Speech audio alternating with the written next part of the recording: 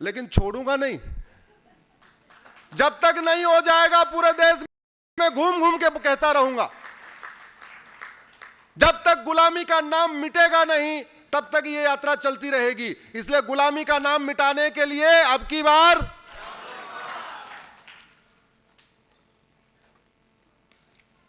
सरकारों का कर्तव्य होता है कि भारत को स्वतंत्र बनाए। अब आप सोच रहे होंगे स्वतंत्र है? नहीं, भारत इंडिपेंडेंट तो है, भारत स्वतंत्र नहीं है। स्वतंत्र, स्व मतलब अपना। अपना तंत्र आ गया क्या? नहीं,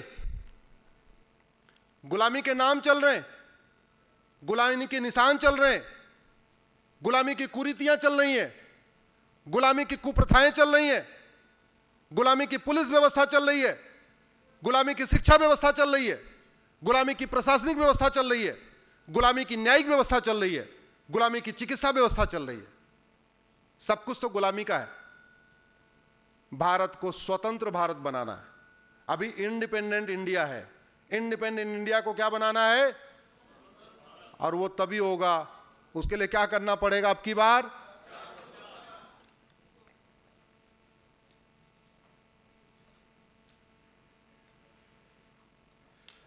संसद में कैसे कैसे गुरुदेव महापाप हुए,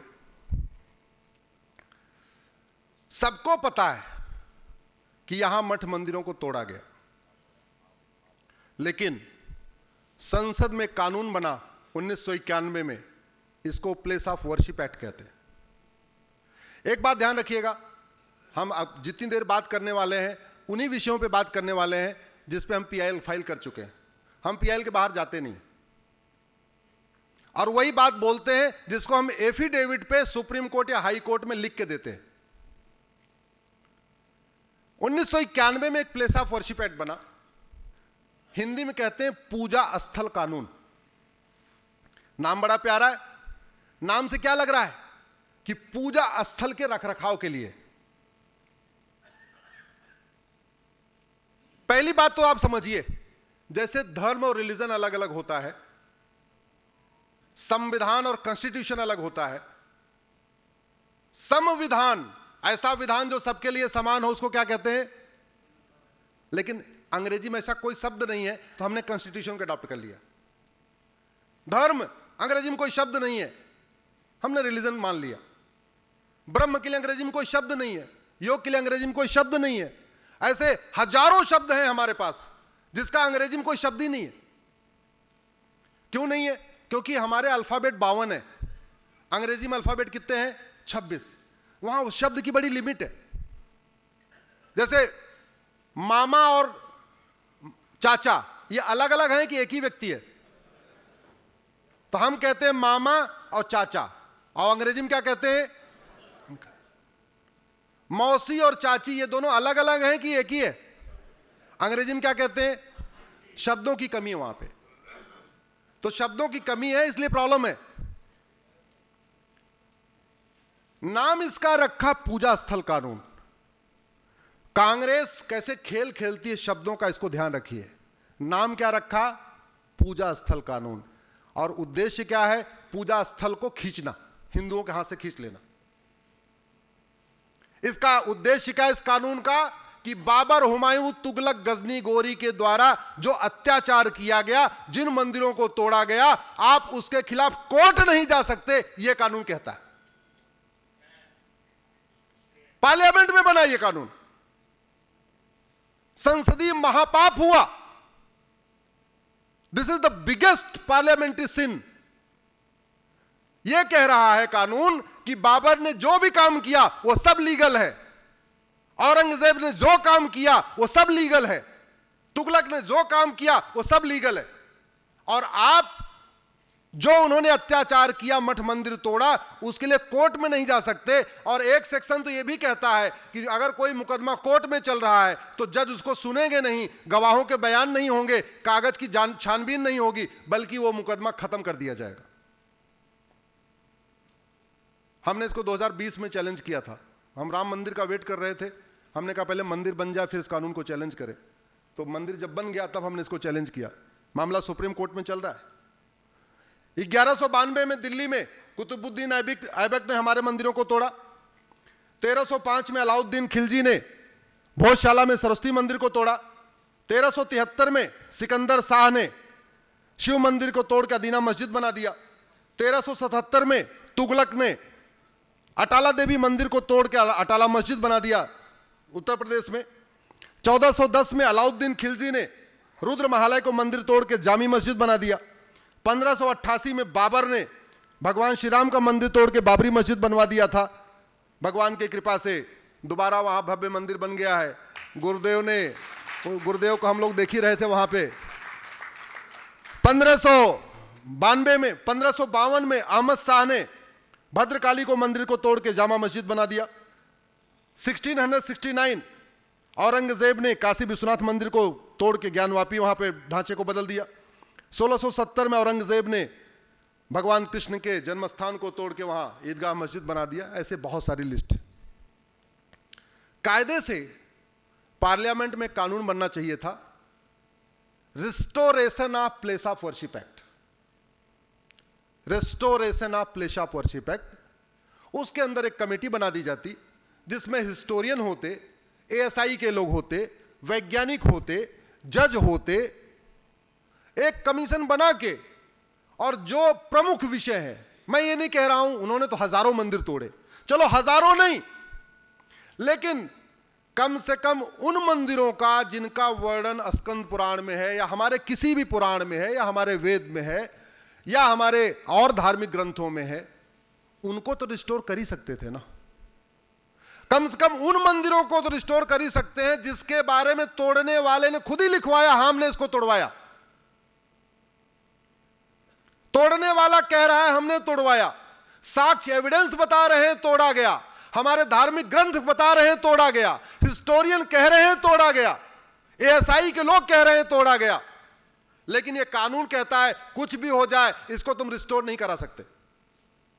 मामला ये 2 जजों की बेंच से 3 जजों को रेफर हो गया है, अगली सुनवाई भी शायद 5 जजों को रेफर हो जाएगा, लेकिन प्लेस ऑफ वर्शिप एक्ट खत्म होगा इसकी गारंटी मैं लेता हूं।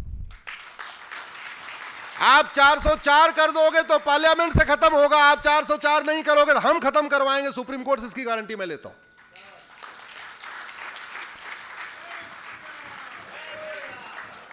अच्छा, एक गुरुदेव और भी है जिसपे मुझे लगता है कि आप इस पे एक बड़ी भूमिका निभा सकते हैं। वर्शिप और प्रेयर में अंतर होता है, पूजा और प्रार्थना में अंतर होता है। एयरपोर्ट पे पूजा स्थल नहीं बनता, एयरपोर्ट पे क्या बनता है? प्रार्थना स्थल। पूजा स्थल उसको कहते हैं, ये बातें मैंने अपने सुप्रीम कोर्ट में पीआईएल में लिखा है। पूजा स्थल उसको कहते हैं जहां पे भगवान को स्थापित किया जाता है, प्राण प्रतिष्ठा हो जाती है, वहीं उनको जो आदमी बैठता है वहीं ध्यान लगाता है, वहीं उनको भोग लगाना जो भी करना है अपने अपने तरीके से अपनी प्रक्रिया करते हैं। और हमारा यह कहना है once a temple always a temple. Temple का स्वरूप नहीं बदलता। उदाहरण के लिए गांव में बहुत सारे लोग नीम के पेड़ के नीचे प्राण प्रतिष्ठा कर देते हैं, वहीं पे शंकर जी को स्थापित कर देते हैं। बाय द वे आंधी आए और नीम की डाल टूट जाए, या मैं कह रहा हूं नीम का पेड़ उखड़ जाए, क्या वो मंदिर का स्वरूप खत्म हो जाएगा? नहीं, क्योंकि वहां विसर्जन नहीं हुआ है, इसलिए पेड़ अगर उखड़ भी जाए तो कोई फर्क नहीं पड़ता। उसको कहते हैं पूजा स्थल। पीपल के पेड़ के नीचे बहुत सारे जगह शंकर जी के मंदिर होते हैं, शिवलिंग स्थापित होता है, लोग पूजा पाठ करते हैं। कई बार आंधी आती है, पीपल का पेड़ उखड़ जाता है, वहां की धार्मिक वो सैंक्टिटी है वो खत्म नहीं होती है, उसको कहते हैं पूजा स्थल। प्रार्थना स्थल उसको कहते हैं आप बैठे कहीं और हैं, ध्यान कहीं और लगा रहे हैं। पूजा स्थल उसको कहते हैं जहां आप बैठे हैं वहीं ध्यान लगा रहे हैं। तो कानून का नाम है प्लेस ऑफ वर्शिप, पूजा स्थल कानून, और बनाया गया प्रार्थना स्थल को बचाने के लिए। समझ रहे हैं आप? ये पूजा स्थल को बचाने के लिए नहीं है, ये प्रार्थना स्थल को बचाने के लिए। पूजा स्थल बदला नहीं जा सकता, हां विसर्जन के बाद बदला जा सकता है। गणेश पूजा हम लोग करते हैं, दुर्गा पूजा होती है बंगाल में, तो प्राण प्रतिष्ठा होती है, उनको रखा जाता है 9 दिन के बाद या 7 दिन के बाद, जैसे महाराष्ट्र में 5 दिन या 11 दिन के बाद उनको विसर्जित करते हैं। विसर्जित करने के पहले उनको जो विधि विधान से उनको वहां से उठाते हैं। अगर नहीं करेंगे तो कंटिन्यू वहीं हो जाएंगे। ये जितने मंदिर तोड़े गए, चाहे काशी हो, काशी में मैं भी गया था बहस करने, जब अपना ज्ञानवापी वाला मुद्दा चल रहा था। हरिशंकर जैन जी, विष्णु जैन जी तो उसको लड़ ही रहे हैं, कभी कभी मुझे भी टाइम मिलता तो मैं भी यहाँ सुप्रीम कोर्ट जाता हूँ। तो एक दिन मैं केवल इस कानून की वैलिडिटी गया था, जस्टिस अभी तो जज साहब रिटायर हो गए, उनके सामने मैंने एक ही बात कहा, ये बताइए ज्ञानवापी पूजा स्थल है कि प्रार्थना स्थल है?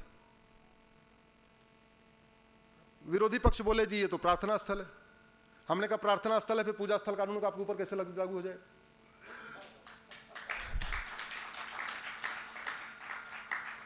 मस्जिद प्रार्थना स्थल होती है, चर्च क्या है? प्रार्थना स्थल। और मंदिर क्या होता है? तो हमने कहा फिर पूजा, नाम तो इसका पूजा स्थल कानून है, तो ये प्रार्थना स्थल पे कैसे लागू हो जाएगा? अरे पुरुष वाला कानून पुरुष पे लागू होगा, महिला वाला कानून महिला पे लागू होगा। अलग अलग जब कानून बन रहे हैं तो हमने कहा पार्लियामेंट को या तो प्लेस ऑफ प्रेयर एक्ट बनाना चाहिए था, प्लेस ऑफ वर्शिप क्यों बना दी?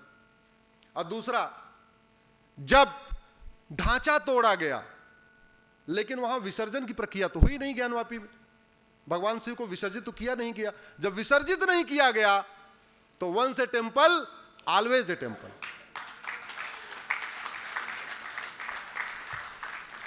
तो इन गुलामी के नामों को मिटाने के लिए अब की बार गुलामी की कुप्रथाएं बहुत चल रही हैं। कुछ कुप्रथाएं भारत में आई, हालांकि वो 15वीं शताब्दी के बाद ही आई, लेकिन उनके लिए कानून बना। सती प्रथा शुरू हो गई, मजबूरी में, कोई शौकवश नहीं शुरू हुई थी, उसके लिए कानून बना। छुआछूत वाली कुप्रथा आई, और भी कुप्रथाएं आई, उनके लिए कानून बना। लेकिन जो विदेशी कुरीतियां भारत में आई, उनके लिए कानून नहीं बना। जो कुरीतियां भारत की थी, भारत में शुरू हुई गुरुदेव, उसके लिए कानून बन गया। लेकिन जो विदेशी कुरीतियां भारत में आई, बाबर के साथ, तुगलक के साथ, गजनी के साथ, गोरी के साथ, उन कुरीतियों पे किसी ने कानून बनाने का प्रयास नहीं किया।